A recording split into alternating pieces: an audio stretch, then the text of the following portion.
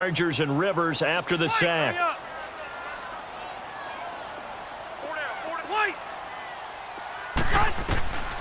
Working out of the gun, Rivers. Oh, the pressure too great, and he goes down once more. And a timeout here. Timeout taken, whistles blown. Timeout taken by the receiving team. As the stoppage will come with a little under a minute to go in this first half.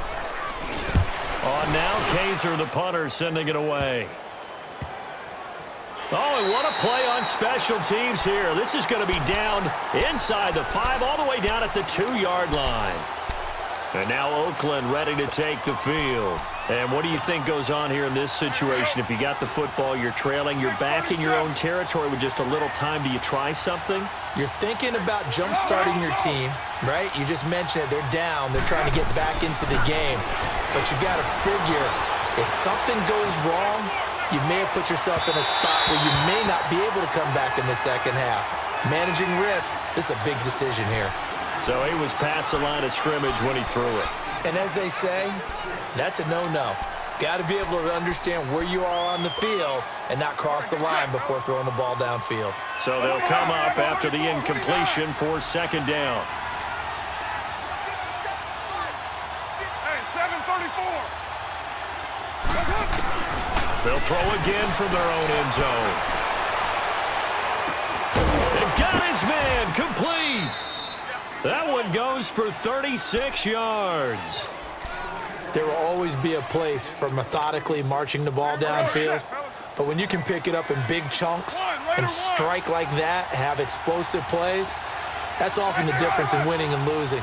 Those types of plays that can knock a defense off balance, that'll drive a team towards a victory.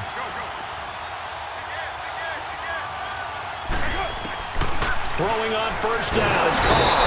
And he will not get away from the pressure here. Carr taken down. Melvin Ingram in there to drop him for his second sack now here tonight. 694. 694. Hey. Let 5-man box. Now Carr throwing on second down. Over the middle, Cooper with it. And he'll be taken down, but not before he gets into enemy territory. 23 yards on the play. First half in. You want the third quarter already? No problem. Let's do it.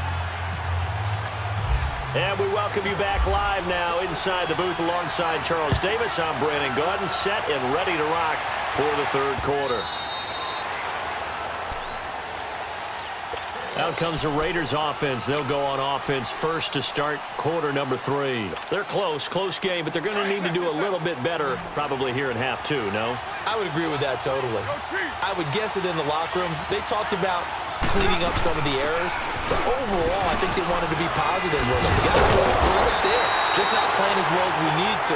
Let's pick it up, and we still have a chance to win this game. Yeah, they do. We'll see if they can pick it up. Nice job by that defensive front there to hold them to a short gain on first down.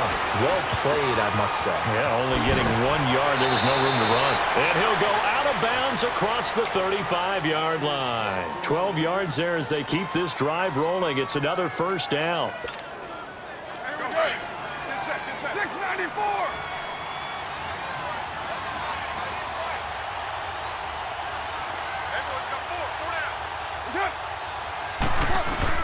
On first and 10, here's Carr. Looking for Cooper, and it's intercepted. Rayshon Jenkins picks it off. And they have possession, and they have it at the 38-yard line. First possession of the third quarter, an interception, so maybe a second-half tone setter. Indeed, and not the tone they wanted to set. That's the equivalent of running out the wrong door and running into your pool instead of running out onto the field. A real dud for that one. Has that happened to you before? No, but I've heard stories about teams actually doing that back in the good old days. Let's go. Alpha.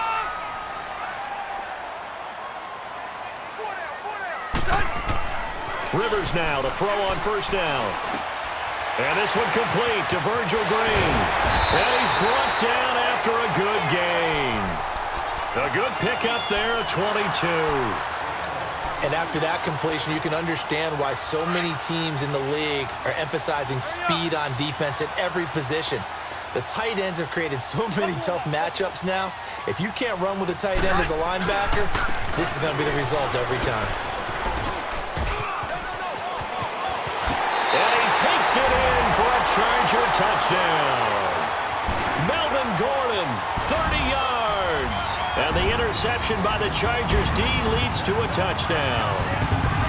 Well, partner, that was another explosive run, and one thing I've learned in our time in this game, yes, the offensive line has to get a lot of credit, but for big runs to occur, the wide receivers have to block well downfield. And then you have to have a good guy carrying the ball too, right? Oh, without a doubt. You need that difference maker lugging the rock.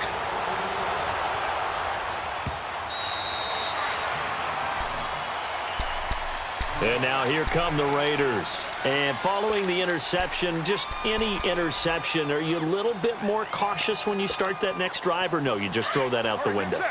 I think you are. I don't think that there's any way you can run back out there and go, totally didn't affect me. Let's just go ahead and be loose with the football again. You're going to take care of it, but you have to be careful about being too cautious because now you can't run any offense at all. Still want to attack. We'll see how they attack them here. The completion good for 3, and it's second down. The goal of a wide receiver screen is get enough blockers in front to create a wall and let him pick his spot to run the football. How about the defense there, swarming to it and not allowing that to happen? Did not let him get downfield. And he'll be brought down right around the 37. And now the Chargers are going to look up here and signal for a timeout. It's just their first, so 2 remaining as they burn one here in this third quarter.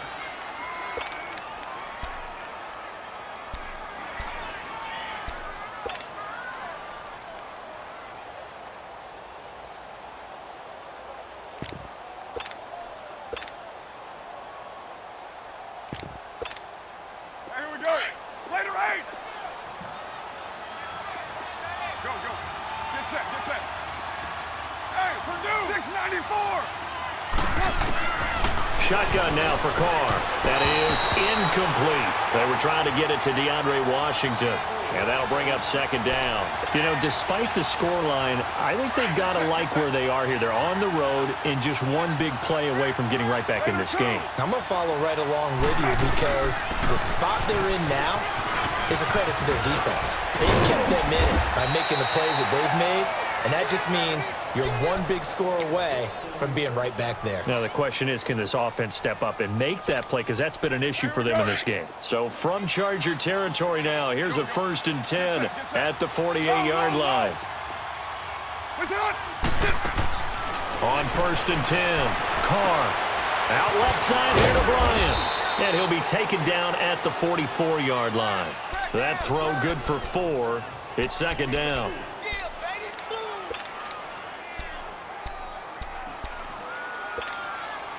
4 yards on that last completion, so that sets up 2nd and 6. We're good. Go Chief. Carr to throw on 2nd down. Flushed out, and he can't find anywhere to go with it, and he goes down. And no matter what the situation, the O-line just hates that because they feel like they didn't protect little brother back there, right? Man, that's just so difficult for them because just think about every single play. When you decide to throw the football, you're dealing with some of the best athletes on the planet. You talk about guys, if they weren't playing football, they'd be starring in the NBA at power forward. It's really a difficult task. And an alley to run. And he will avoid the contact as he slides to a stop. Carr can beat you in a lot of ways. The scramble there, a perfect example as he gets the first. When they watch film of this game and hand out the grade sheets, he's going to really like getting a double plus on this play. Why? He scrambles and picks up a 1st down. But what else does he do? Protects himself by sliding and avoiding the big hit. Double plus, big-time play. To throw on 2nd down. Carr. And he is going to be taken down. And that should be the final play of this third quarter. Back now at the StubHub Center in Carson. It's Raider football here, but they're on the short side of the scoreboard right now as we begin the 4th. Carr and the Raiders following the sack, looking up at a 3rd and long.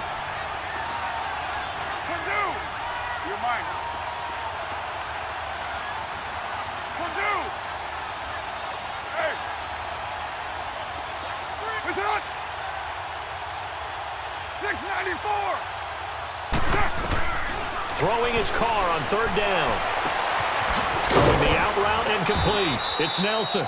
And he gets this one all the way down inside the 20-yard line.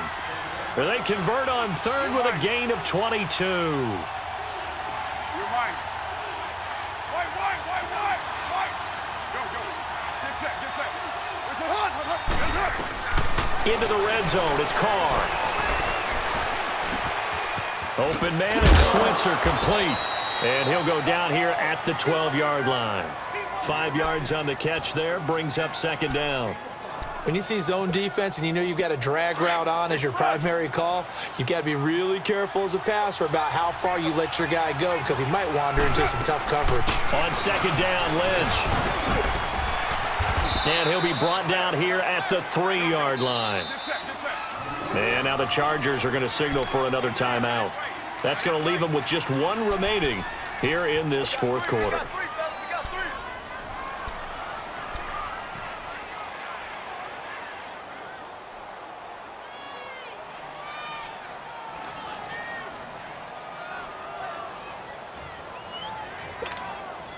First and goal, and they got to be thinking a chance to get right back into this football game.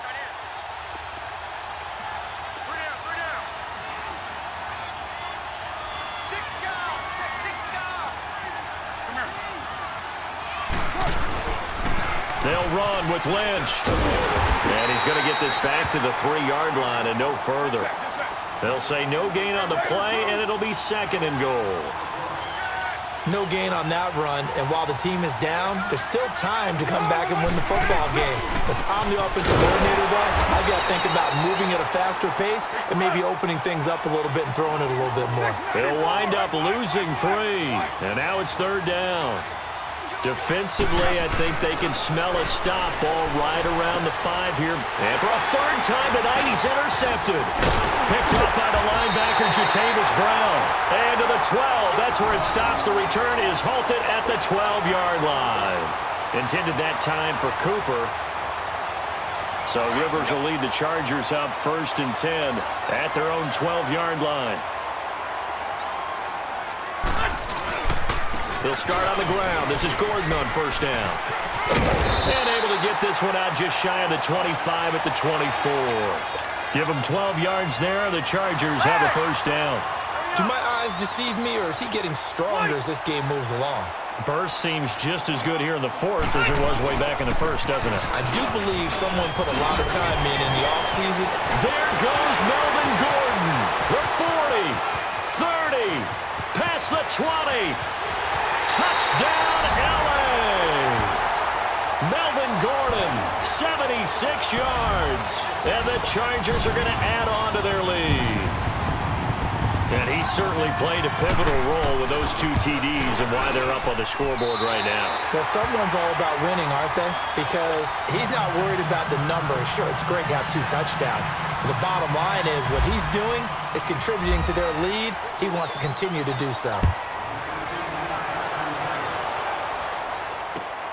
Switzer now to return. He'll bring it back to just about the 25. Call it the 24-yard line. So out come the Raiders. And 3 interceptions in this game. And I would have to think, I wasn't a quarterback, but number 4 is kind of, you're like, oh, man, I can't throw 4. No, what's interesting is what do the coaches decide to do now? Having thrown 3, do you alter your offensive strategy? Do you take the ball out of his hands and maybe turn to the running game? Or do you have that? He's got a man complete. Give him 30 yards there. And at this stage, down in the second half, looks like they just wanted to find a way to get it in the hands of their playmaker, and they did. I think you're exactly right. I don't think the coordinator's looking at his play sheet and trying to figure out which play will work well. He's trying to figure out how to get the ball to the playmaker that you just described. Looking down at that sheet, you find people plays, not necessarily X's and O's, and that's exactly what they did there. So they took a shot on first down, but couldn't connect. Time for a break. We're back to finish this one off after this. You got 26 there. 93. 29. Back to the air on second down. It's Carr. Now a desperation throw deep downfield. And that one almost